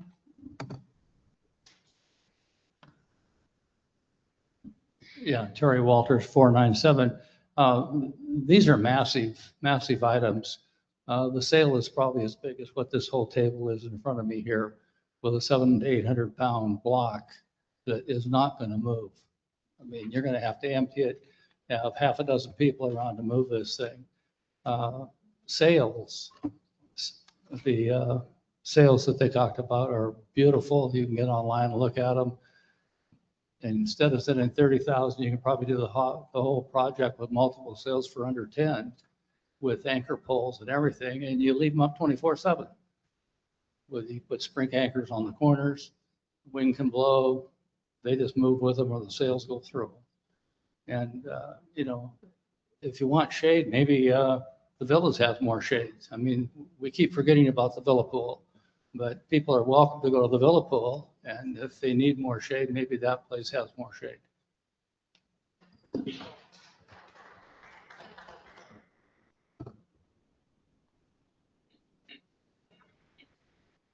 Hi, Sandy Veldy, Lot 165, right over by NC1. I love the idea of having all the shade around the pool. It's the pool I always go to. I am sensitive to sun, and I think it's a fabulous idea. I hope you vote for it. Thank you. Mel Hinterlong, lot 365. Number one, is this pool open during the summer? Is it necessary to be open during the summer? Sorry. And the maintenance of these umbrellas, who's going to put the water in all the time? Our maintenance people? The answer to that is yes, and they would only have to be filled one time. They're self-contained. Thank you. Seems tremendously expensive. Thank you. Vicki, let's, if you want to stay up here, fine, but if anybody else has any comments.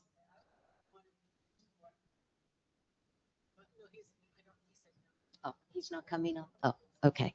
Hang on. Ray Smith. I think $30,000 is more appeasement than we need to give to one area like the pool. We could do much better with the standard umbrella, and we can buy a lot of them. And they're movable, and they don't need a maintenance person there to move it for you. Thank you. Thank you.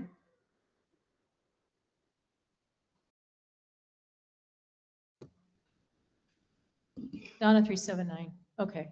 I get really tired coming up here. $30,000 opposed to a sale that's permanent, which will cost over $100,000. Hello. And it would be movable, so the winter people can have their sun, and my husband, who has melanoma, can actually go in the pool in the summer and enjoy the water. There are a lot of people here that have that condition, that are sensitive to the sun, that need to have this shade. And there is no shade over NC1, and barely any shade in NC2, except for when you're not in the water. So yes, this is a necessary thing so that everybody that owns here can enjoy the pool. Just saying. Thank you, Donna. Any other owners?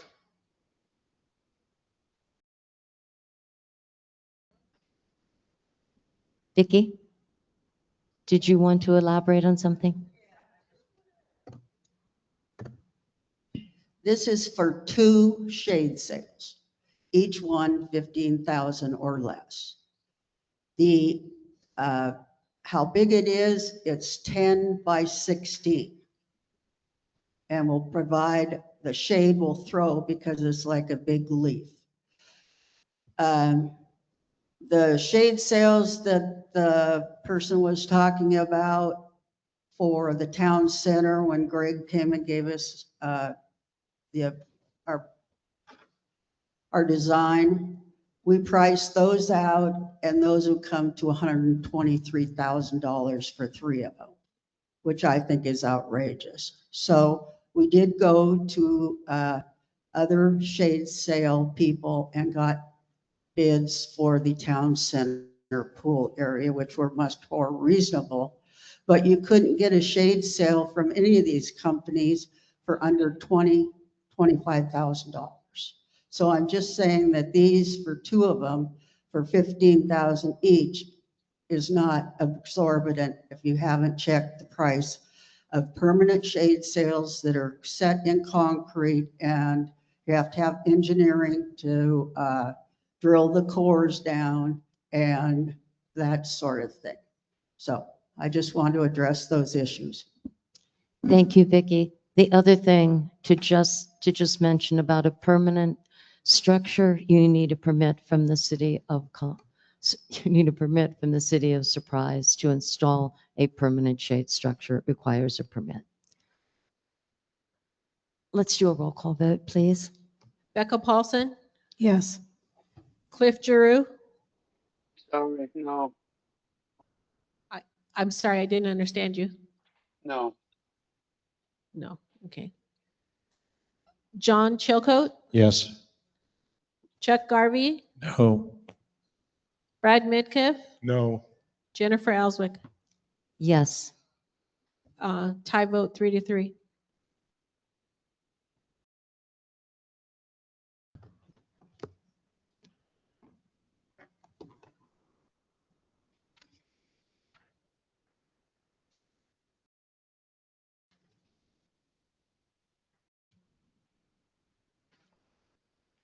Okay, I'm up next.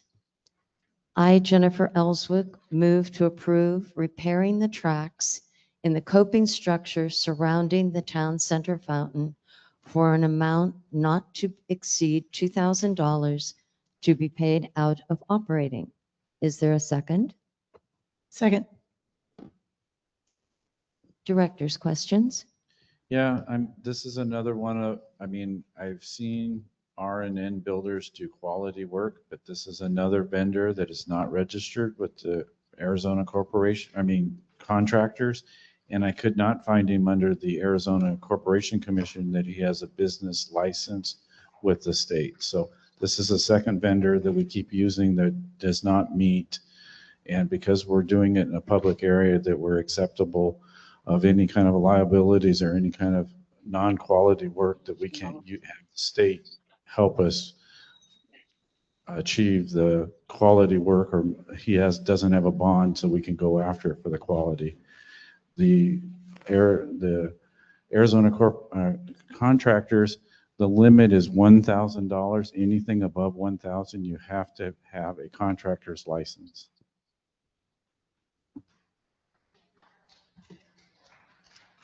Directors, any other questions? Owners? Brad, do you have anything? Do you know this contractor? Do you have anything to say? Yeah, I know that we've used Reynolds before. I'm not sure about his ROC because he's had one before, so I was unaware of any of that. When we used him, he's done the monument and some other smaller projects. He's helped with the Cascades roof, and other little projects around. But as far as I know, he is licensed and insured. And the name of the company is R&N Builders. Okay, but I tried to look under the initials, I tried to look under his name, and I could not find it at all. So that's my big concern, that it wasn't easy trackable under the website that they have. Owners? She's coming up.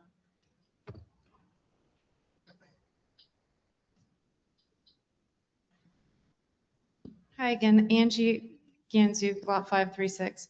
I feel like we've discussed this many times in other groups and other meetings too, about having a protocol for who we hire and how they're vetted and what kind of standards they need to have, and if they are, what was the word that you used? Like a licensed contractor, like some kind of threshold of professionalism and efficacy, and not a fly-by-night guy who gives you the cheapest deal and all that. So I would like to hear from the board of what you're going to set as a standard moving forward, so we don't have to keep doing projects over and over and over, and continually paying for them. Thank you. Thank you. Any other comments from the owners? Call for the vote. Becca Paulson, Yes. Cliff Drew. Excuse me, I had a comment. I did not understand you. I said I had a comment. Cliff Drew. Yes, but we need to make sure he's licensed. I And can't voted. understand you. I'm going to come back to you. Darlene, we do have somebody online that has their hand up that wants to talk. So go ahead, Giac. Yes, thank you. I think it is imperative that whoever you hire must in fact have. Jerry, your volume is not right. Excuse me? Jerry, we're having a tough time. It sounds like you're underwater with your microphone. I'm not sure if you can try and shut it off and turn it back on, but we're having a very difficult time understanding and hearing you. Is that better? Is that better? No. Oh, is that better? I just wanted No, to verify that. Jerry, it's not better at all. It's worse. Okay. Can hear her just fine. Can you put in the chat your question, and then Michelle or Jill, can you guys read it, please?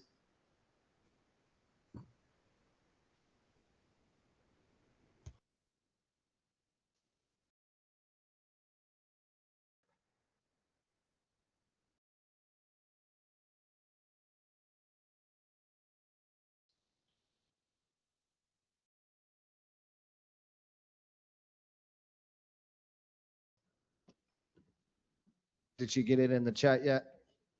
Oh, Contractors should be researched before coming to the board. okay. That was the, did you guys? Okay. Roll call. Okay, roll call vote. We'll start There's it. one more. Go ahead, Marla. Thank you, Michelle. I would just like to say that I've noticed there's a lot of people that Okay, you never have. mind. If you could put it in the chat, apparently it's everybody. What does that mean exactly, Michelle? If you can put your question or comment in the chat, we can't hear you.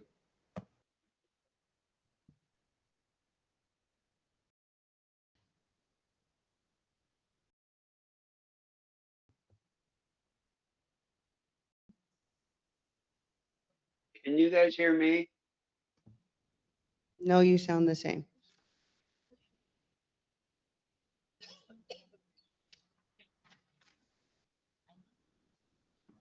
Do you think you guys might have a trouble at your end?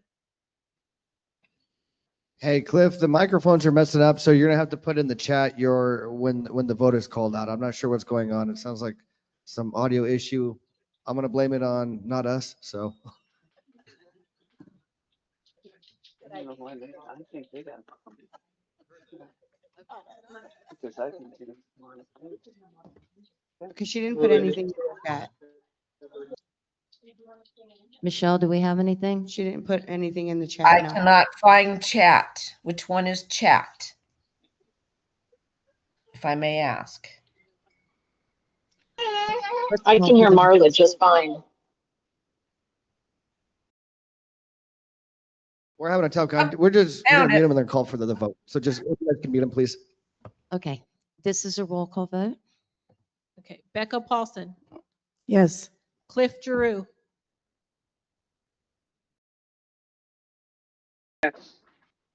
I'm going to give him time to put his answer in the chat. John Chilcote, No. Chuck Garvey. No. I couldn't No, hear. no. Thank you, Chuck. Brad Midkiff, No. Cliff Giroux,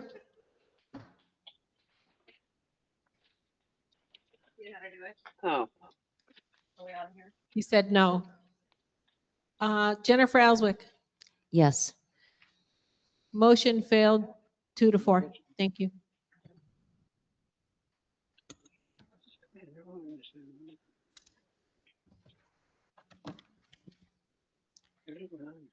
I, Jennifer Ellswick, move to approve authorizing the Landscape Committee to purchase Western-themed decor to enhance the Western character and atmosphere of Happy Trails Resort for an amount not to exceed $2,500 to be paid out of asset improvement.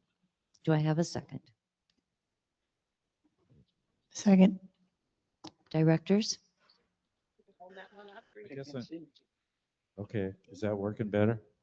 Better?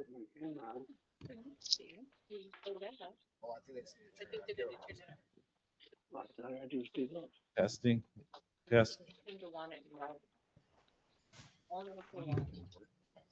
I guess I'm a little concerned because it's the description on, the signage, rustic art, theme sculptures. I kind of like to see something visual to understand what I'm a visual person. So I think that the proposal should have showed some kind of a sample like they did with the fencing so we could have a visual.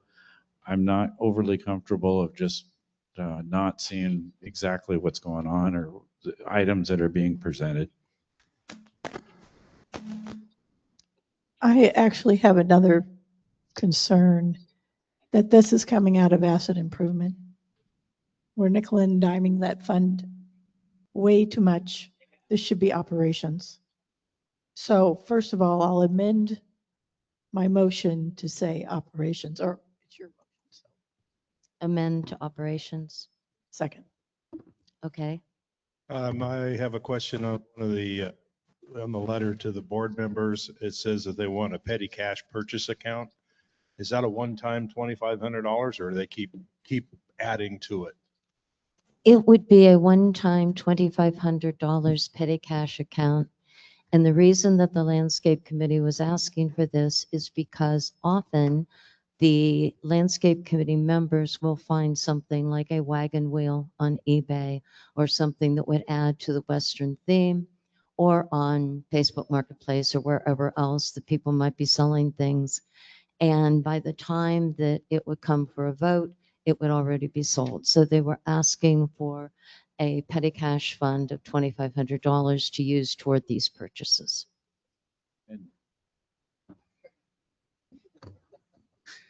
So how many other committees have asked for petty cash and what's the procedure going to be? Because I mean, petty cash is usually pretty restringent for accounting purposes of any type of deal. And I've never heard of any other committee asking for petty cash account.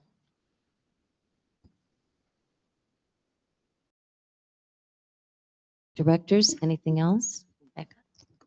I don't see a problem with petty cash account. They'll have to bring receipts and they can be paid back. It's to help streamline the process for anybody wanting to buy something right now because it's a good deal. And accounting wise, there should be no issue with that. Thank you, Becca. Owners? I'm going to call for the vote. Becca Paulson, Yes. Cliff Giroux. Yes. Thumbs up from Cliff. John Chilcote, Yes. Chuck Garvey, No. Brad Midkiff, No. Jennifer Ellswick. Yes. Motion passes 4-2. Thank you.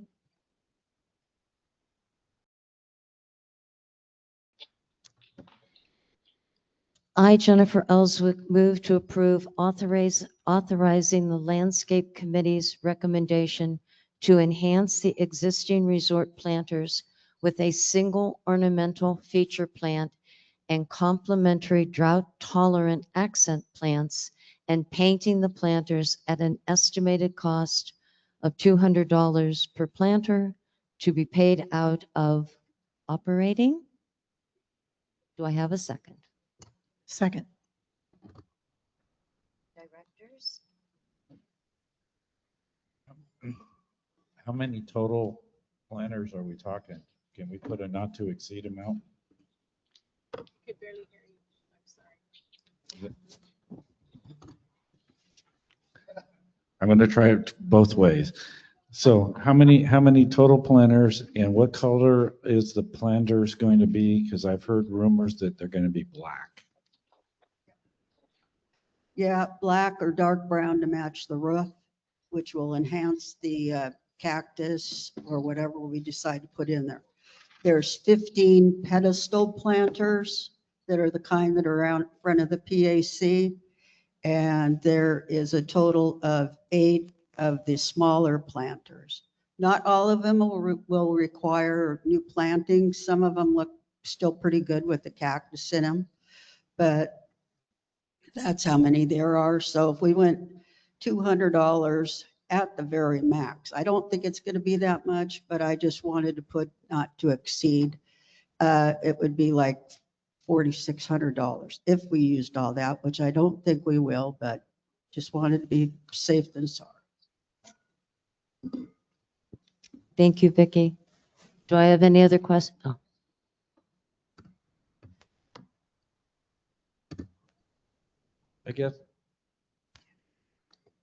I guess my other concern is because we're painting them black or dark color, that most of the time during the summer, those heat up and could damage the roots and this kind of stuff. And usually, I mean, that's why you have a lighter color planter to reflect some of the heat away from the roots. So I'm a little concerned about the dark or the black or dark brown. Terry Walters, 497. You know, I like the planters. My only question is who's going to water them every other day? That seems to be a big problem. I mean, the maintenance, how are you going to haul the water? Oh,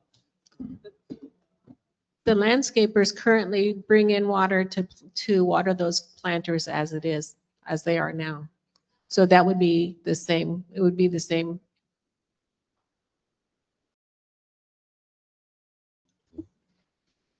Do we need to amend the motion to put in the not to exceed Yes, that Chuck was talking about? I think we need to do that. Okay. yeah, I And agree. what's the not to exceed? $4,600. I amend the motion, $200. Oh, hang on. I amend the motion to not exceed $4,600.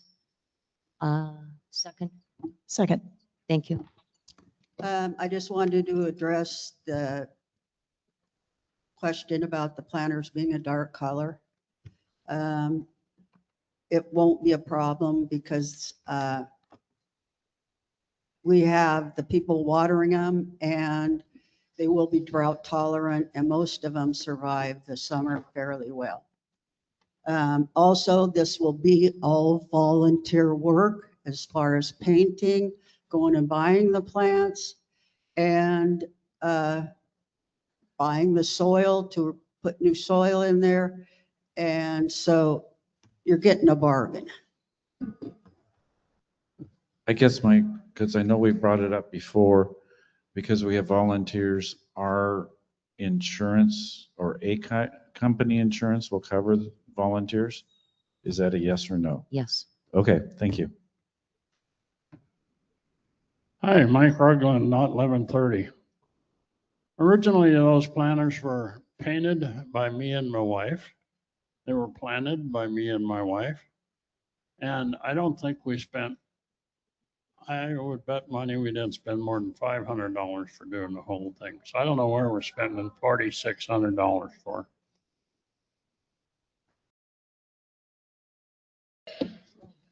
Thank you, Mike.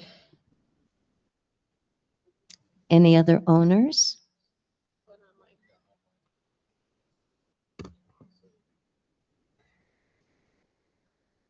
This is from GYAC.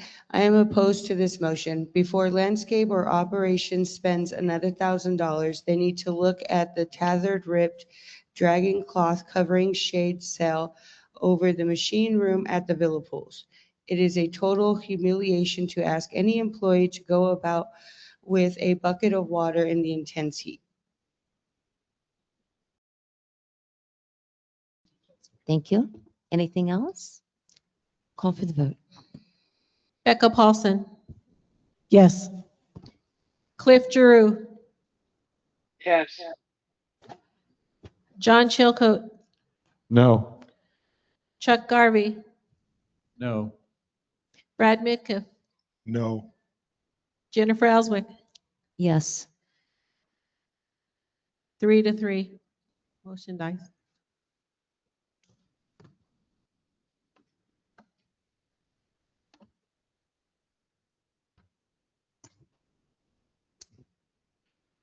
I, Becca Paulson, move to approve an owner's request for additional dog portraits to be added to the existing mural at the dog park. There will be no cost to the community. I second it. Directors, any questions? Owners, any questions? All those in favor of allowing the portraits to be added to the existing murals, please signify by saying aye. Aye. Aye. Aye. Aye. Aye.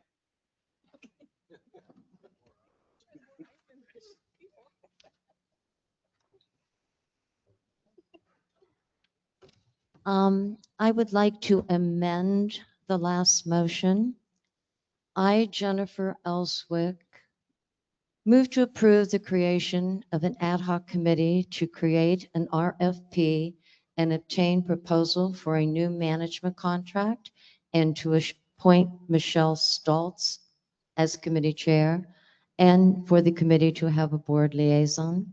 I would like to table this motion until fall because when we discussed it in the planning meeting, Michelle very correctly pointed out that fall would be a better time to do this.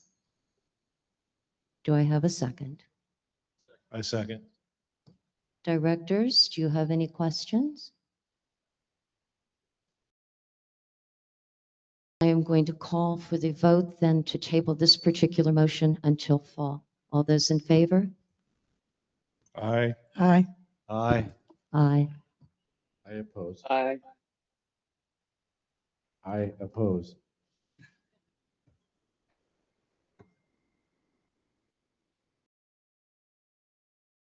Okay.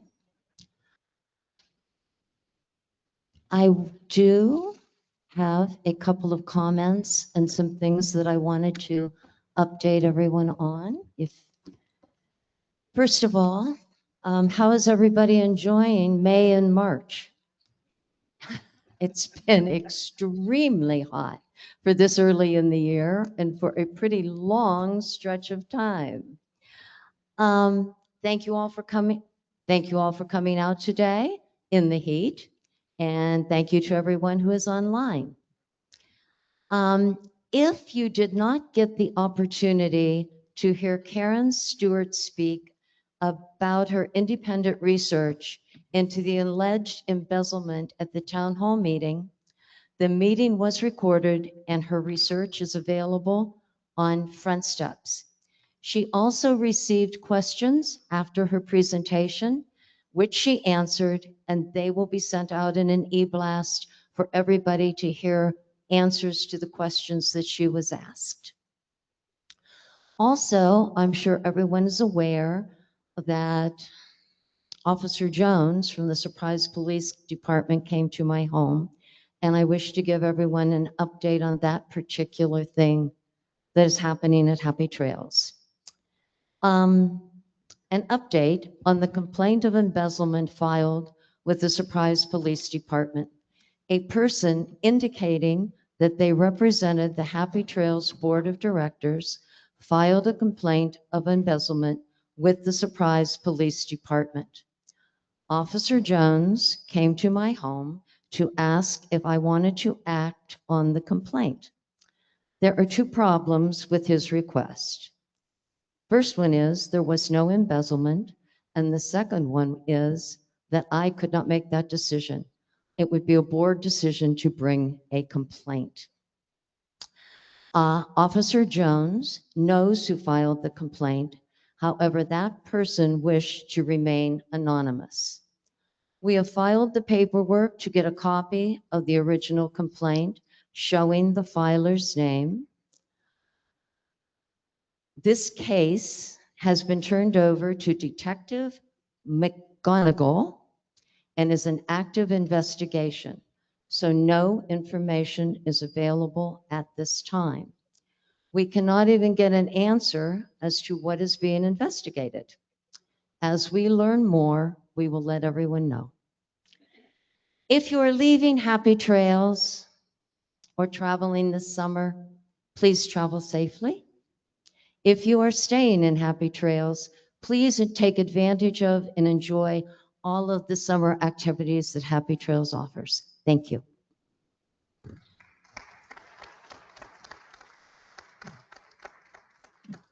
I too just want to say safe travels to all of you that are leaving. And we hope to see you again next season.